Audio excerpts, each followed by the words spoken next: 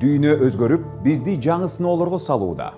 Баалуулуктарыбызды жана каада салттарыбызды кантип сактай алабыз? Жашоодогу жаңы чакырыктарга кандайча ылайыкташуу керек? Бул нерселерге туруштук керек.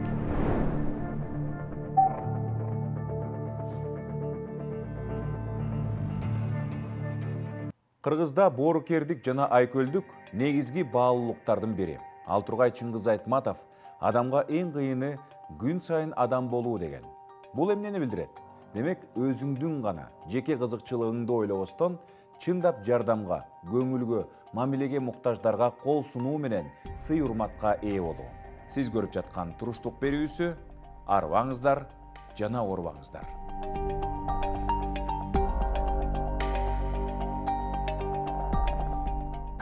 Айкөл элебиз тамактын жакшысын мейманына берип, тааныбаса да жолоочуну кудай конок деп үйүнө жаткырып, керек болсо алдына ат тартып узаткан. Азизге жол көрсөтүп, майып менен гарыпка кол сунуу менен жакшылыгы кудайдан кайтат деп билген. Заманбап коомдо кандай? Алсак, дүйнөдөгү шаарлардын көбү эс алууга, сейилдөөгө ылайыкталган. Шаар айдоочулар үчүн эмес, карыларга, майыптарга көбүрөөк ыңгайлашкан. Бизде тескерисинче, Кыргызстанда бир дагы шаар же айыл калктын аялуу катмарынын жашоосуна ылайыкташтырылган эмес. Жолдорду кеңейтип, тротуарларды унутта калтырабыз. Үйлөр, дүкөндөрдү курсак, пандустар жок. Коомдук транспортто ден соолугунан мүмкүнчүлүгү чектелген адамдардын жүрүшү кыйын. Бул көйгөйлөр аны өз жон териси менен сезген бир уч адамдарга эле керектей. Калганыбызды ал ойлондурбаган өңдүү. Калктын аялуу катмарынын көйгөйү пандемия маалында дагы көбөйдү десек болот. Көпчүлүк өлкөлөрдө локдаун же жөнөкөй тил менен айтканда өзгөчө кырдаалдар абалы киргизилди. Пандемия кесепетинен улам кыргызстандыктар бир нече ай үйлөрүндө отурууга аргасыз болушту. Бул учурда мүмкүнчүлүгү чектелген адамдар, карылар ар кандай тоскоолдуктарга туш болуп, басмырлоого кабылышты. Блокпосттор аркылуу өтүп, ооруканаларга жетүү машакат болду. Чынында, айрымдар медициналык мекемелерге таптакыр жете албай, же дарыгер келбей кыйналды. 2019 жылы Кыргызстан майыптардын укуктары жөнүндө конвенцияны ратификациялашы менен бул маселеге көңүл бөлүнө баштагандай болгон. Кийинчерээк өкмөт конвенцияны ишке ашыруу жана инклюзивдүүлүктү киргизүү боюнча план иштеп, ал үчүн каражат бөлүүгө да даяр болуп калган. Буга байланыштуу өлкө бюджети кайрадан каралышы керек болчу. Бул аракеттин ишке ашышы менен калктын бардык топтору үчүн кыйла шарттар жакшырмак. Бириккен Улуттар уюмунун майыптардын укуктары боюнча милдеттенмелери деген эмне? Бул аялуу топтогу адамдардын укугу корголушу керек дегенди түшүндүрөт. Демек, мамлекет пандустардын курулушун көзөмөлдөөсү, майыптарга же багар көрөрү жокторго жөлөк пул жана башка мамлекеттик жардамдарды көбөйтүүсү керек. Тилекке каршы 2020 жылы пандемия башталып, экономикалык туруксуздук күч алды. Эми Кыргызстан конвенция боюнча милдеттенмелерин качан аткара баштайт? Азырынча белгисиз. Коронавирус пандемиясынын кулаш жаюусуна каршы дүйнө жүзү түрдүү чараларды кабыл алып, ар ким аны ооздуктап калууга жан далбас уруп жаткан чакта, кыргызстандыктар колунда азыгы жок, каржалып калган элге жардам берип, азык-түлүктөн тарта дары-дармек таратуу менен мамлекет кыла албаган нерселерди уюшкандык менен аткарды. Бишкекте ыктыярчылар жардамга келип, ооруканаларга нөөмөттө туруп, бейтаптарды өз унаалары менен ташып, ынтымактуу, ыктыярчы эл делип таанылып, дүйнөлүк басылмалардын бетинен жакшы жагынан орун алдык. Азырда уучубуз кур эмес. Коомдо акчалай, азык-түлүк менен балдар үйлөрүнө, карлар үйлөрүнө жардам бергендер жок эмес. Дал ушундай жаңы маданият түптөлүп жатат. Анткени оомал төкмөл дүйнө бүгүн бар да эртең жок дейт. Дайым эле денибиз сак, буту колубуз соо жүрөрүбүздө кепил жок. Ар кимдин башында ар кандай сыноо бар. Бүгүн биз байкабай жүргөн көйгөйлөр менен эртең өзүбүз бет келип калышыбыз мүмкүн. Жардам пандемия маалындагы каржылык көмөк менен же бир күндүк кол сунуу менен чектелбеши зарыл. Жардам ар бир адам аялуу топтогу жарандардын көйгөйүн айтып чыкса, аны бийлик бутактарына жеткирип, маселенин түп тамыры менен чечилүүсүнө көмөк кошкондо гана жемиштүү болор. Мен Урмат Борченов, бул Туруштук программасы.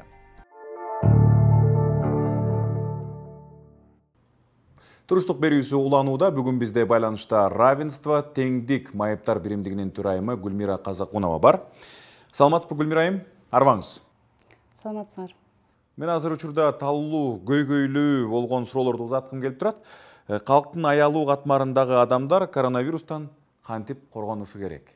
Эми атайын чаралар деле болбойт. Мен оюмча кадимки эле адамдарда эле ошондой инструктаж бериш керек. Бирок кулагынан укпаган, сүйлөй албаган адамдарга атайын өзүнчө жестовый язык деп коет. Ошол боюнча информация кетиш керек да. Алар деген кээ бирөө укпайт да. Же болбосо көзү көрбөгөн адамдарга дагы, аларга дагы жанагы аудио форматтагы информациялар кетиш керек. Анан интеллектуальный жактан жабыркаган адамдар бар. Алардын дагы өзүнчө информационный эмеси болот. Аларга пиктограмма сыяктуу, кичинекей жөнөкөй сүрөт сыяктуу кылып туруп, ошо инструктажды ошентип берсе болот. Калктын аялуу катмарына кантип жеткиликтүүлүктү камсыз кылса болот? Эми ал аябай көйгөйлүү суроо. Түшүндөгөндө биздин майыптуулугу бар адамдардын эгер бала чагынан майыптуулугу бар болсо, алардын пособиялары өтө эле аз. 1,5 миңден 3,5–4 миңге чейин. Эгер пенсияда турган майыптуулугу бар адамдар болсо, эң эле көп пенсиясы где-то бир 7 миңге жетип жетпейт да. Эми ошол акчага ошо мүмкүнчүлүгү чектелген адам кантип жашайт деп ойлойбуз. Мисалы, коляскада отурган же жаткан адамга бир күндө 5–6 памперс керек. Ал памперстин пачкасы 1,5 миң сом турат. Бир айга 2 пачка кетет. Ошондо пособиясынан же пенсиясынан канча жөлөк болунан канча акча калат деп ойлойбуз. Калган акчаны эмнеге кетирет деп ойлойбуз. Тамак ишине жетеби, кийимине жетеби, самун-сумунга жетеби, же болбосо коммуналдык төлөмдөрдү төлөгөнгө жетеби. Ошол жөнүндө дагы мындай. Эми аны каяктан алабыз? Азыр айтып атабыз, экономикабыз жабыркап атат, эми бюджетте акча жок деп. Эч качан мүмкүнчүлүгү чектелген адамдарга карата акча бөлүүдө приоритет болгон эмес. Мүмкүнчүлүгү чектелген адамдарга остаточный принцип деп коет, ошол катары эле каржыланып келген. Эми азыр деген ошо мүмкүнчүлүгү чектелген адамдар чындыгында баягы жашап, эптеп жан көрүп атат. Мен оюмча, даже иш кылалык деп аракет кылышса, мисалы банктар аларга деген кредит бербейт, эми түшүндөгөндө. Силер төлөй албайсыңар, бул силердин алыңар келбейт, силердин колуңардан келбейт деп ишенбейт мүмкүнчүлүгү чектелген адамдарга. Майыптыгы бар же кары-картаңдар үчүн айыл шаарларда шарттар каралганбы? Мүмкүнчүлүгү чектелген адамдар десе эле биздин оюбузча булар үйдө жаткан, эчтеке кыла албаган, окуй албаган, иш кыла албаган адамды элестетебиз. Бирок эмне үчүн ошондой элес пайда болот бизде? Эмне үчүн ушундай калыптанган көз караш пайда болот? Эмне үчүн дегенде биз аларды көрбөйбүз. Биз көрбөгөн үчүн ушундай калыптанган көз караш пайда болот. Эмне үчүн биз аларды көрбөйбүз? Эгер биз аларды көрбөсөк, коомчулук аларды көрбөсө, аларга карата баягы күтүү азыраак болот. Күтүү аз болгондон кийин аларга мүмкүнчүлүк эч кандай түзүлбөйт. Мүмкүнчүлүк түзүлбөгөндөн кийин аларды өзүнчө бөлүү баштайт. Мисалы, мүмкүнчүлүгү чектелген балдарды атайын спецшколдорго окута баштайт. Же болбосо бүт мүмкүнчүлүгү чектелген адамдардын баарын жыйнап барып бир ишканага отургузуп коюп, ушул жерде иштейсиңер, же болбосо бир үй салып коюп, жалаң ушул жерде жашайсыңар деп бөлүү баштайт. Бөлүү башталганда мүмкүнчүлүгү чектелген адамдардын өзүнө болгон ишеничи төмөн болуп, эмне кылаарын билбей, тышка чыккандан коркуп, мен баары бир бирдеме кылам десе, мага баары бир ишенбейт. Мени баары бир орой сөзү менен кемсинтип коет деп өзүнчө изоляция боло баштайт. Изоляция болгондон кийин ал адамдар үйдөн чыкпай отурат, коомчулук аны көрбөйт. Баягы эле туңгуюк уламдан улам айлана берет. Мына ошол туңгуюкту бир жеринен үзүш керек. Балким мамлекет бир жеринен, балким баягы биздей болгон уюмдар бир жеринен иш кылып ар бирибиз өзүбүздүн ордубузда ошол көйгөйдү чече алабыз, ошол туңгуюкту үзе алабыз. Медициналык мекемелерде, коомдук жайларда же мамлекеттик мекемелерде басмырлоого туш болгон жарандар каяка кайрылып кандай жардам алса болот? Эми биздин конституцияда 16-беренеде жазылган, что кодулоо болбош керек майыптуулугу бар адамдарга карата. Ошондой эле биздин закон о правах и гарантиях лиц с ограниченными возможностями здоровья деген закон бар. Ошонун преамбуласында жазылган дискриминация болбош керек депчи. Бирок андан кийин дискриминация деген эмне? Дискриминацияны кантип билебиз, кантип көрөбүз, кантип ошол именно ошо кодулоо болуп атканын кантип биз текшеребиз жана аны тастыктайбыз, аны деген эч жазылган жок. Ошон үчүн деген кодулоолор аябай көп, кемсинтүүлөр дагы аябай көп. Жумушка алган учурда, мисалы мүмкүнчүлүгү чектелген адамды жумушка алган учурда баягы жөн эле алып коет да, бизде ушундай адам иштейт деп, мисалы мамлекеттик органдарда айтып атам. Бирок баягы адамдардын саны кыскарып, сокращение болгондо алар биринчи кетет, алар эч качан өзүнүн укугун коргой албайт. Андай фактыларды мен 5-6сын билем. Жөн эле дискриминация, жөн эле кемсинтүү деген аябай көп учурда ар кайсы жерде болот. Не только вот мамлекеттик уюмдарда, ар кайсы жерде, көчөдө, коомдук транспортто, бир жерге барып отурганда, кинотеатрда, кафеде кемсинткендер көп эле болот. Мисалы, бүгүнкү мен өзүмдүн башыман өткөзгөн эмени айтып берейин. Мен бүгүн атайын, мен бул мэриянын рабочий группасындамын. Анан биз коомдук транспортты баягы рабочий группада текшерилген отурганда айтканбыз, ушундай коомдук транспорт жеткиликтүү эмес биз үчүн деп. Бирок троллейбустар бар. Мен бүгүн ушул бортко мен 3-чү жолу отуруп атам. Ушул бала ушунчалык мен андан нан сурап аткансып, ушунчалык кыйкырынып, ушундай силкилдеп келип туруп, пандусту ыргытып, анан кыйкырып бирдемелерди сүйлөп, анан киргизет дагы, чыкканда дагы ошондой эле болот да. Эмне үчүн ал? Эми анын деген бул кесиби, анын баягы должностной инструкцияга кире турган милдети. Мен андан башка эчтеке сураган жокмун. Мен өзүмдүн укугумду өзүм коргой алам. Мен ушундай уже көптөн бери иштеген адаммын. Бирок эгер жаңыдан мүмкүнчүлүгү чектелген адам жаңыдан ошол троллейбуска биринчи жолу болуп чыгып, көчөгө чыгайын деп чыгып, анан ушундай мамилеге туш болсо, ал экинчи жолу чыгабы ал көчөгө? Экинчи жолу ойлонуп турат, мен чыксамбы, чыкпасамбы? Анда коркунуч пайда болот. Мына ошол жанагы туңкуюкка ошондо кирет.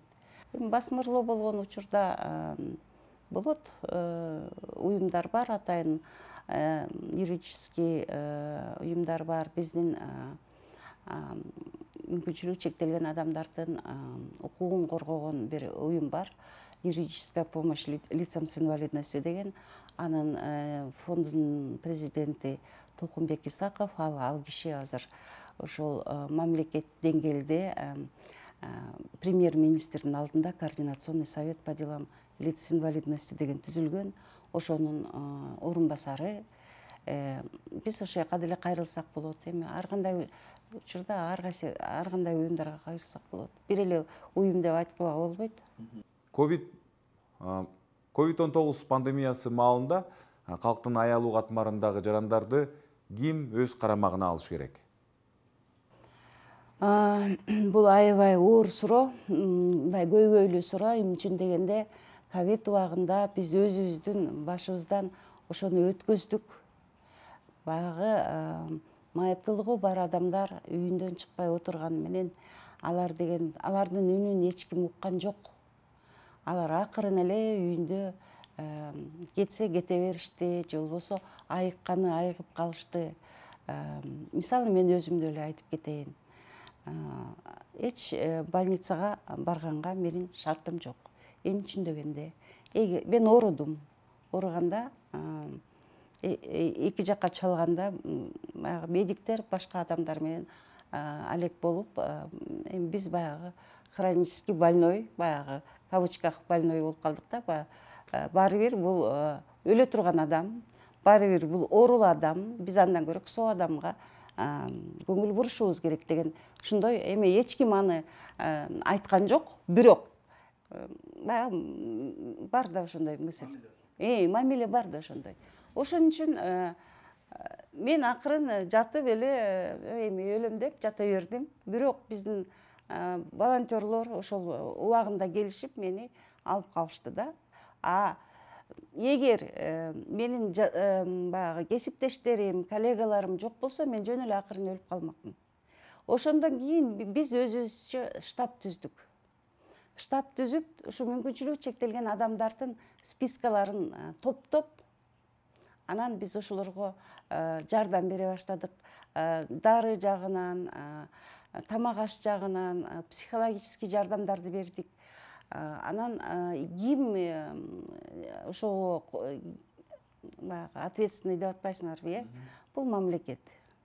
Басмырлоого туш болгон аялуу катмардагы жарандардын укугун коргой турчу мыйзамдар барбы? Мыйзамдар бар. Бизде мыйзамдар көп, жакшы мыйзамдарыбыз бар. Бирок мыйзамдарыбыздын көбү эле баягы кагазда калган, декларация болуп калган.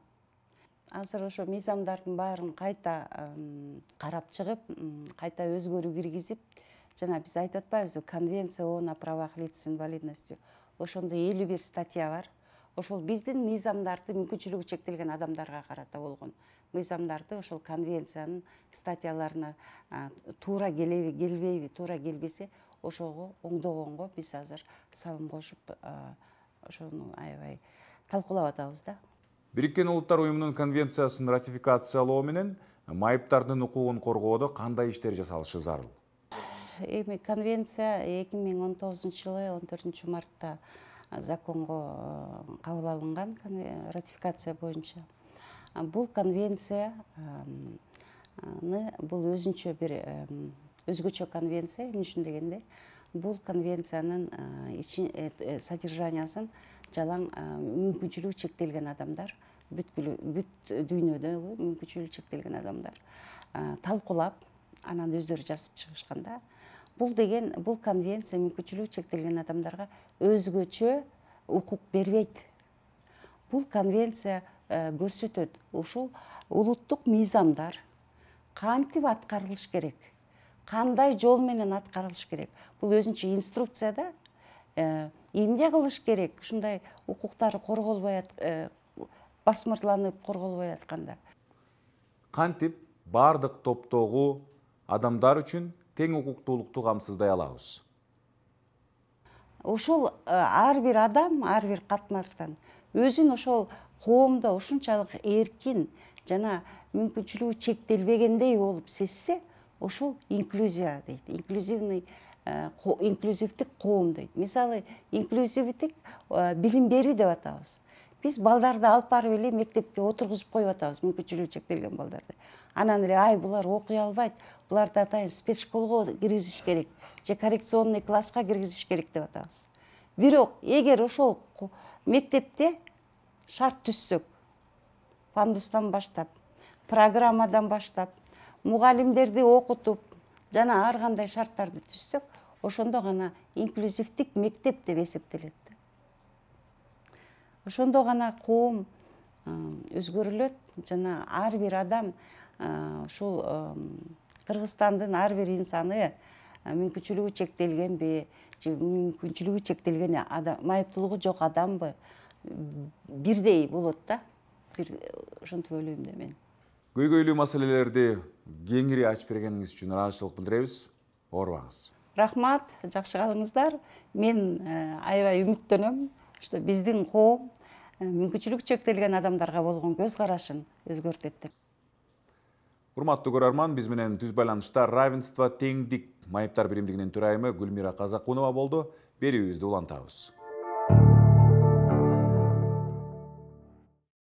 Халктын аялуу катмарындагы адамдарга колдоо көрсөтүп, боорукер бололу.